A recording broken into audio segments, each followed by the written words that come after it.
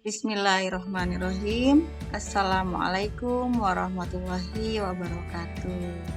Ya, anak-anakku semuanya, sekarang kita akan membahas tentang menyempurnakan hidup melalui pernikahan ya. Ya, sebelumnya perkenalkan ya terlebih dahulu Ibu. Kita di sini bersama Ibu Suci Azmiati. Ya, baiklah, kita akan membahas tentang masalah pernikahan yang mana kalian sekarang sudah kelas 12 ya. Kalian juga nanti akan memasuki masa pernikahan ya. Ya, kompetisi dasarnya di sini adalah 3.6 menganalisis dan mengevaluasi ketentuan pernikahan di dalam Islam. Ya, tujuan pembelajarannya di sini ketika kalian sudah mempelajari tentang materi tentang pernikahan, yaitu kalian bisa menjelaskan pengertian nikah dalam pandangan Islam dengan benar, mengidentifikasi satu dalil nakli terkait pernikahan dengan baik, menganalisis hukum pernikahan dengan baik, mengidentifikasi syarat dan rukun nikah dengan baik, menganalisis hak dan kewajiban suami istri dalam keluarga dengan santun.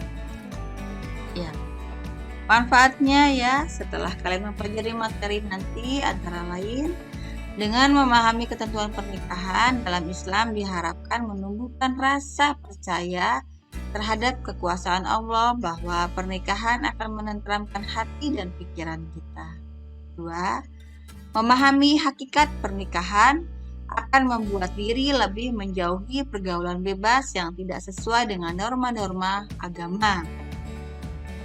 3. Memahami hakikat pernikahan akan mendorong diri kita untuk menjaga kehormatan dari sampai pada masa jenjang pernikahan. Dan yang keempat itu adalah dengan memahami hakikat pernikahan diharapkan menumbuhkan akhlakul karimah untuk selalu bermuhasabah dan tafakur serta semangat bekerja produktif.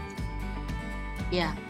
Makna pernikahan dalam Islam ya, di sini yaitu adalah kata nikah berasal dari bahasa Arab ya, yaitu al-jam'u ya. Di sini artinya bertemu atau berkumpul ya. Pengertian pernikahan yaitu adalah akad yang menghalalkan pergaulan antara laki-laki dan perempuan yang bukan mahramnya, yang menimbulkan hak dan kewajibannya masing-masing. Ketika sudah menikah, maka di sana akan ada hak dan kewajiban yang harus kalian penuhi di sana ya. Terdapat dalam surat An-Nisa di sini, Bismillahirrahmanirrahim, fankihu ma tobalakum minan nisa. Yang mana artinya, maka nikahilah perempuan yang kamu senangi.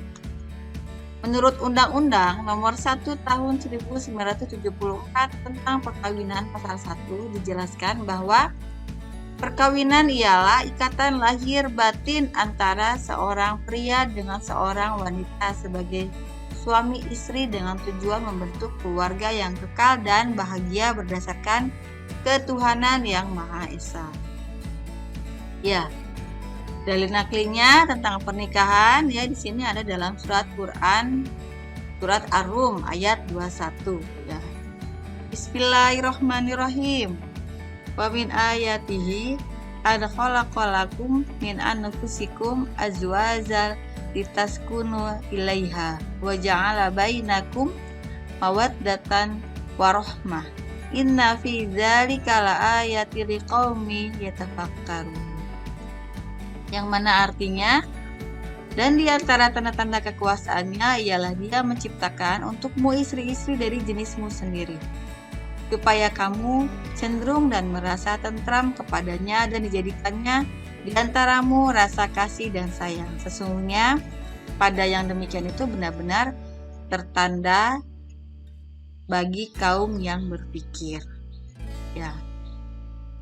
Hukum pernikahan. Ya, di sini hukum pernikahan itu ada banyak ya, sesuai daripada kondisinya masing-masing ya. Sini yaitu bisa berubah menurut situasi dan kondisi seseorang dan lingkungannya. Ada 5 macam hukum pernikahan ya. Yang pertama yaitu adalah jaiz atau mubah. Yang kedua sunnah, yang ketiga wajib, yang keempat makruh, dan yang keempat bisa dia menjadi haram. Ya, penjelasan hukum pernikahan yang pertama yaitu adalah jaiz atau mubah. Itu adalah hukum asli pernikahan.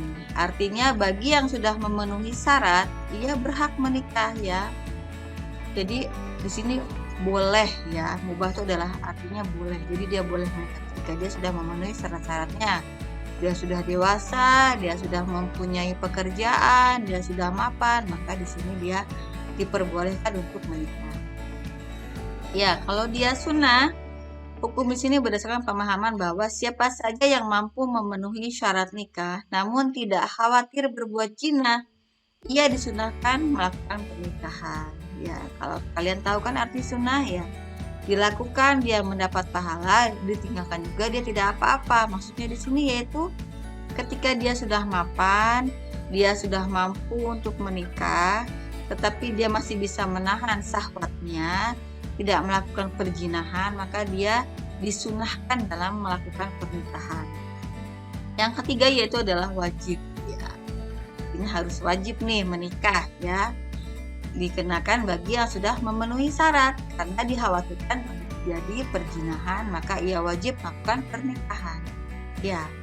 Tahu kalian wajib kan? Arti wajib ya. Wajib itu adalah ketika kalian melakukan sesuatu tuh dia mendapatkan pahala, tapi kalau ditinggalkan dia mendapatkan dosa. Kenapa dia mendapatkan dosa? Ya, di sini dimasukkan dalam hukum pernikahan ya. Dia wajib ketika dia sudah memenuhi syarat untuk menikah, dia sudah dewasa, dia sudah mempunyai pekerjaan, dia juga sudah mempunyai pacar dan dia sering berdua-duaan dengan pacarnya ya. Nah, itu tidak diperbolehkan. Daripada berpacaran terlalu lama, berduaan terus-terusan ya, maka dia harus wajib melakukan pernikahan. Takutnya kan nanti ketika dia berdua-duaan maka dia melakukan perzinahan ya. Ya, seperti itu. Maka dia hukumnya wajib untuk melaksanakan pernikahan. Kalau makruh, yaitu makruh mempunyai keinginan menikah tetapi belum mampu memberikan nafkah, sandang, pangan dan papannya. Dia sudah punya pacar ya, terus juga dia sudah mempunyai ya keinginan nikah ya, tapi dia belum punya kerjaan, dia masih pengangguran, rumah juga dia belum punya ya, dia tidak mampu ya, orang tua juga tidak memberikan fasilitas ya, maka di sini makruh ya. Makruh itu tahu kan kalian anak-anak? Makruh itu artinya ketika kalian tidak apa-apa atau bisa juga mendapatkan pahala, tetapi kalau kalian meninggalkan juga tidak mendapatkan apa-apa ya, atau bisa juga mendapatkan pahala ya. Jadi diperbolehkan ya, itu ya, bisa memilih dia menikah atau tidak, atau misalnya kalau dia nanti takut kalau dia menikah takut akan menyengsarakan istrinya ya, itu lebih baik jangan ya. Ya, maka di situ dia makruh. Dan yang kelima yaitu adalah haram. Haram yaitu adalah dikenakan bagi siapa saja yang menikah namun mempunyai maksud yang buruk atau jahat, baik untuk pasangannya maupun diri sendiri. Nah, haram itu seperti apa hukumannya? Ya, haram itu definisinya yaitu adalah bila dilakukan dia mendapatkan dosa, ditinggalkan dia mendapatkan pahala.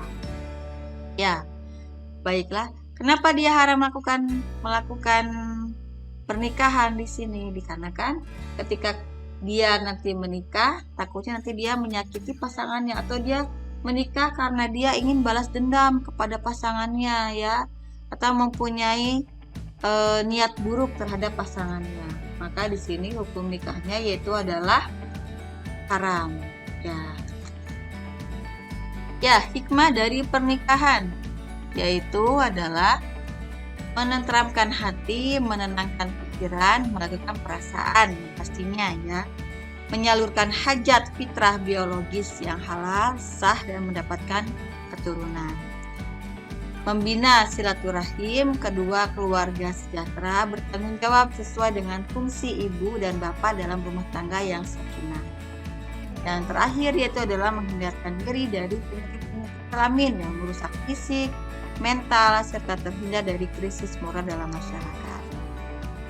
Ya, terima kasih anak-anakku semuanya. Mudah-mudahan kalian mengerti akan materi kita tadi ya dalam pernikahan.